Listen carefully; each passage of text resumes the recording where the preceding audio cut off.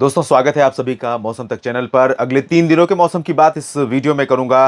पिछले 24 घंटों में तापमान 47 डिग्री से ऊपर पहुंचा प्रयागराज में, और सबसे गर्म शहर रहा प्रयागराज पिछले 24 घंटों के दौरान। हालांकि बुंदेलखंड रीजन जो उत्तर प्रदेश का दक्षिणी हिस्सा है, और साथ ही मध्य प्रदेश का क्षेत्र, हरियाणा, पंजाब, दिल्ली, राजस्थान और मध्य प्रदेश के बाकी हिस्से, उत्तर प्रदेश के शेष भाग, बिहार, झारखंड, पश्चिम बंगाल, ओडिशा, छत्तीसगढ़, इन तमाम जगहों पर प्रचंड गर्मी का प्रकोप इस जगह पर बना हुआ है। मानसून की उत्तरी सीमा अभी भी गुजरात के नवसारी में है, यहाँ पर पूर्वी रीजन में पहुंची है, और महाराष्ट्र में जलगांव से होते हुए, उसके बाद चंद्रपुर से होते हुए आगे बढ़ रही है। छत्तीसगढ़ में थोड़ी सी प्रगति हुई है, जहां पर बीजापुर पहुंचा है, सुकमा और बीजापुर से होकर गुजर रही है, जबकि मलकानगिरी ओडिशा और विजयनगरम आंध्र प्रदेश से होते हुए इस्लामपुर में बनी हुई है। अगले 2-3 दिनों के दौरान इधर तो प्रोग्रेस होने की संभावना है, इधर बहुत अच्छी संभावना नहीं दिख रही है, लेकिन मुझे लगता है कि 3 दिनों के भीतर या 3 दिनों के आसपास बिहार के उत्तर पूर्वी रीजन में थोड़ी सी प्रोग्रेस हो सकती है, क्योंकि यहाँ पर एक ट्रफ बनने जा रही है मधुबनी से धनबाद के बीच में। जब ऊपर पूर्वी हवाएं चलेंगी, नीचे अरब जो शुष्क हवाएं पश्चिम से आ रही, इन हवाओं का असर रहेगा। अभी तक मानसून का जो प्रदर्शन रहा है, आज 13 जून है जिस दिन ये वीडियो रिकॉर्ड कर रहा हूँ, और अब तक समझिए तो पहले महीने का आधा समय बीतने को है, और अभी तक जो मानसून का प्रदर्शन है वो 4% की डेफिशिएंसी के साथ है। और ये स्थिति तब है जब एक साइक्लोन लेकर आया था मानसून, और पूर्वोत्तर भारत में लगातार साइक्लोन रेमल के चलते लगातार बरसात हुई थी, और साथ ही पश्चिमी घाट पर कर्नाटक, गोवा और महाराष्ट्र के तटों पर तमाम जगहों पर काफ़ी जमकर बरसात हुई। उसके बाद ये स्थिति है। तो इस डेफिशिएंसी में क्या कुछ अगले 3 दिनों में फर्क पड़ सकता है, हीट वेव का क्या इंपैक्ट रहेगा अगले 3 दिनों के दौरान, आइए जानते हैं। सबसे पहले उन रीजन का ही जिक्र करूंगा जहां पर शुष्क मौसम बना हुआ है, लेकिन उससे पहले एक बात और कर दूं कि उत्तर भारत के भागों के ऊपर एक डब्ल्यूडी गुजर रहा है, भागों से होकर के, जिसका प्रभाव पर्वतीय क्षेत्रों पर दिखाई पड़ेगा। मैदानी भागों पर इसका असर ना के बराबर रहेगा। हालांकि पंजाब में और हरियाणा तथा उत्तर पश्चिमी राजस्थान के कुछ भागों में इसके प्रभाव से बादल छा सकते हैं थोड़े बहुत, क्योंकि राजस्थान के ऊपर यहाँ पर एक सर्कुलेशन साउथ वेस्टर्न पोर्शन पर बना हुआ है, जो कि पहले पाकिस्तान पर था, अब आगे बढ़ते हुए थोड़ा सा आगे खिसक रहा है और जैसलमेर तथा आसपास के भागों पर है, जो अरब सागर से थोड़ी नमी लेकर आ रहा है। लेकिन गिलगित बाल्टिस्तान, मुजफ्फराबाद, हिमाचल के उत्तरी क्षेत्रों, जम्मू कश्मीर, लद्दाख, इन भागों में कहीं कहीं पर हल्की वर्षा हो सकती है। उत्तराखंड में फिलहाल ड्राई वेदर रहेगा, और चाहे वो देहरादून हो या मसूरी, नैनीताल, पंतनगर या पिथौरागढ़ या उत्तरकाशी, चमोली, गंगोत्री, यमुनोत्री, केदारनाथ, बद्रीनाथ, इन सभी जगहों पर हीट वेव जैसी कंडीशन बनी हुई है। कुछ बादल आज दिखाई पड़ सकते हैं उत्तरी क्षेत्रों में, एकदम हायर रीचेस पर। निचले इलाकों में कोई परिवर्तन नहीं है। शिमला और ऊना तथा धर्मशाला में भी गर्मी काफी प्रचंड रहेगी। इधर पंजाब के ऊपर कुछ बादल आज दिखाई पड़ सकते हैं। भीषण गर्मी के बीच में आंधी तूफान के साथ हो सकता है कि कुछ गर्जना के साथ बूंदाबांदी हो जाए आज और कल में। और यहाँ पर हरियाणा, दिल्ली, चंडीगढ़ और पूरा का पूरा उत्तर प्रदेश, ये वो रीजन है दोस्तों जहां पर हीट वेव का प्रकोप आज सबसे ज्यादा रहने वाला है 13 जून को। और आशंका इस बात की है कि उत्तर प्रदेश में कुछ जगहों पर तापमान 48 को पार कर सकता है, यानी कि भीषण गर्मी, बेतहाशा गर्मी जान के लिए जोखिम पैदा कर रही है।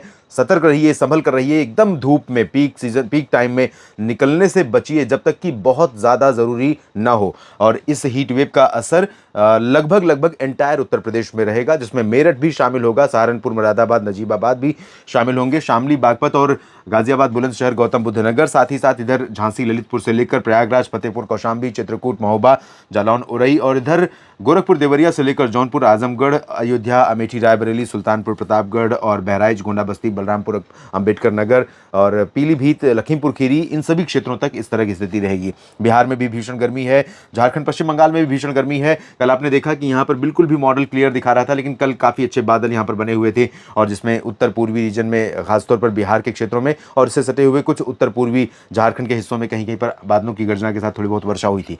इधर आप देखेंगे हवा थोड़ी सी मधुबनी और चंपारण तक बदलेगी। चंपारण में आज आप एक्सपीरियंस कर सकते हैं कि थोड़ा सा पूरब से हवा आ रही है। वो गर्मी हवा में जो थी पहले से जो चल रही है, जो उत्तर प्रदेश में होगी या दक्षिणी बिहार, झारखंड में होगी, उसमें थोड़ा सा अंतर आता हुआ नजर आएगा। लेकिन इसका मतलब ये नहीं कि राहत बहुत मिल जाएगी, लेकिन बरसात होने की संभावना भागलपुर से लेकर किशनगंज, अररिया, पूर्णिया, खगड़िया और आसपास के भागों में कई जगह, यहाँ तक कि लखीसराय, शेखपुरा, नालंदा पर भी बादल गर्जना वाले बनने शुरू हो सकते हैं।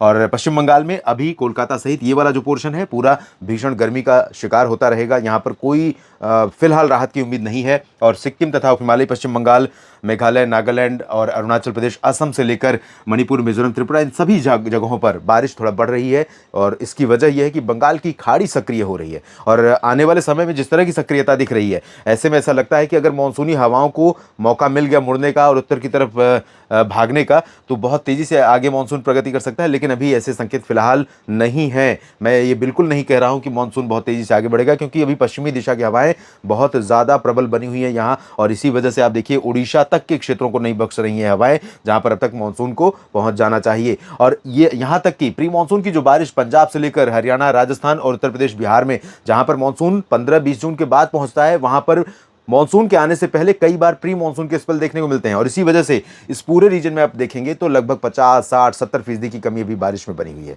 भले ही यहां पर मानसून देर से आता है, लेकिन इसका मतलब ये नहीं है कि जून के शुरुआती पखवाड़े में यहां पर बरसात नहीं होती है। लेकिन इस बार एक तरफ बरसात कम हो रही है, दूसरी तरफ गर्मी ने बुरा हाल कर रखा है।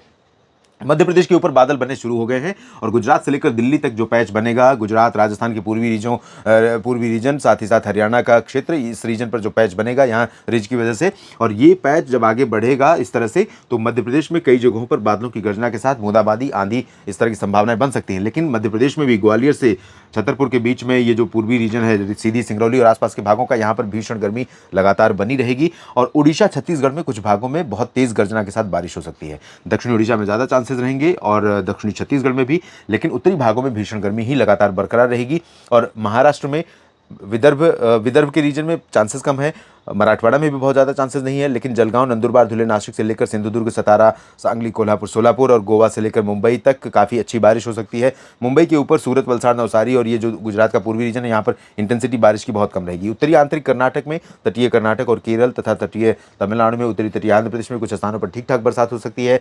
इस आंतरिक रीजन में तमिलनाडु और रायलसीमा में फिलहाल इंटेंसिटी कम रहेगी। तेलंगाना में ठीक ठाक बरसात हो सकती है। 14 जून की बात करते हैं दोस्तों। 14 जून को उत्तर भारत के जो पर्वतीय क्षेत्र हैं, यहाँ पर तो बारिश थोड़ी बहुत होगी, ऐसी संभावना है। लेकिन जो सर्कुलेशन है राजस्थान और इससे सटे हुए पाकिस्तान पर, ये थोड़ा सा तेज़ हवाओं को पुल कर रहा है, खींच रहा है। और जब ये तेज़ खींचेगा हवाओं को, तो यहाँ राजस्थान के पश्चिमी भागों पर बीकानेर, गंगानगर, चुरू, सीकर, अलवर और आसपास के भागों से होते हुए इधर फजिल्का, फरीदकोट और मुक्तसर साहिब, तरन तारण, अमृतसर तक, और लुधियाना, पटियाला, बरनाला, मोगा से लेकर हिसार, सिरसा और जींद, कैथल, रोहतक, सोनीपत और दिल्ली तथा आसपास के भागों में कुछ बादल बारिश वाले बन सकते हैं। और ये बादल कुछ जगहों पर गर्जना के साथ बूंदाबांदी दे सकते हैं। पर्वतीय क्षेत्रों में, जैसे मैंने कहा, बहुत लाइट रेन होगी। दिल्ली और पश्चिमी उत्तर प्रदेश से लेकर पूर्वी उत्तर प्रदेश तक को बहुत राहत नहीं मिलेगी कल भी। हालांकि कल आंधी के साथ थोड़ी बहुत बूंदाबांदी, हल्की वर्षा की संभावना उत्तर प्रदेश के कई रीजन में दिखाई पड़ रही है। इसमें पश्चिमी क्षेत्र भी शामिल है और बहराइच से लेकर लखीमपुर खीरी से लेकर ये मध्य क्षेत्र भी शामिल है, पूर्वी रीजन भी शामिल है। बिहार के भागों में बारिश का दायरा थोड़ा सा आगे की तरफ बढ़ता हुआ दिखाई पड़ रहा है। नमी वाली हवाएं, बादल मधुबनी तक पहुंचेंगे, चंपारण के आसपास तक पहुंचने शुरू हो जाएंगे। और इधर दरभंगा, सिवान, गोपालगंज और शिवहर और आसपास के भागों तक पहुंचने शुरू हो जाएंगे। लेकिन बक्सर, कैमूर, गया से लेकर ये वाला जो पोर्शन है, अभी फिलहाल पटना के पश्चिमी और दक्षिण पश्चिमी क्षेत्रों में गर्मी का प्रकोप रहेगा। पूर्वोत्तर में बारिश होगी, कोलकाता सहित पश्चिम बंगाल, झारखंड में फिलहाल चांसेस बारिश के बहुत रेयर हैं। लेकिन जिस तरह की परिस्थितियां बनी हुई हैं कि एक तरफ हीट वेव है, भीषण गर्मी है, बिल्कुल आग में जैसे तप रही हो धरती, और दूसरी तरफ नमी जैसे यहाँ पर कहीं से भी अट्रैक्ट होगी, तो कुछ लोकल लेवल पर थंडर क्लाउड डेवलप हो जाएंगे और वो गर्जना के साथ बारिश दे सकते हैं। और ये पूरे झारखंड और पश्चिम बंगाल में संभावित रहेगा, और यहाँ तक कि भागलपुर से लेकर बक्सर, कैमूर, गया के बीच में भी इस तरह की संभावना बन सकती है दोस्तों। और छत्तीसगढ़, ओडिशा के दक्षिणी भागों में, महाराष्ट्र के विदर्भ में ठीक ठाक बारिश हो सकती है। तेलंगाना, आंध्र प्रदेश और कर्नाटक में ठीक बारिश होगी, हल्की से मध्यम। तमिलनाडु में ज़्यादा चांसेस नहीं है। महाराष्ट्र के मध्य भागों में थोड़ा सा इंटेंसिटी कम हो रही है, लेकिन उत्तरी मध्य महाराष्ट्र और कोंकण, गोवा के कई हिस्सों में बारिश जारी रहेगी। गुजरात के ऊपर थोड़ा बादल बढ़ने शुरू होंगे और पूर्वी रीजन में हल्की से मध्यम बौछारें गिर सकती है। मध्य प्रदेश पर इंदौर, उज्जैन से लेकर भोपाल और ग्वालियर, मुरैना तक संभावना रहेगी। सागर, सतना, सीधी तक भी संभावना बारिश की रहेगी, आंधी बादलों की गर्जना के साथ।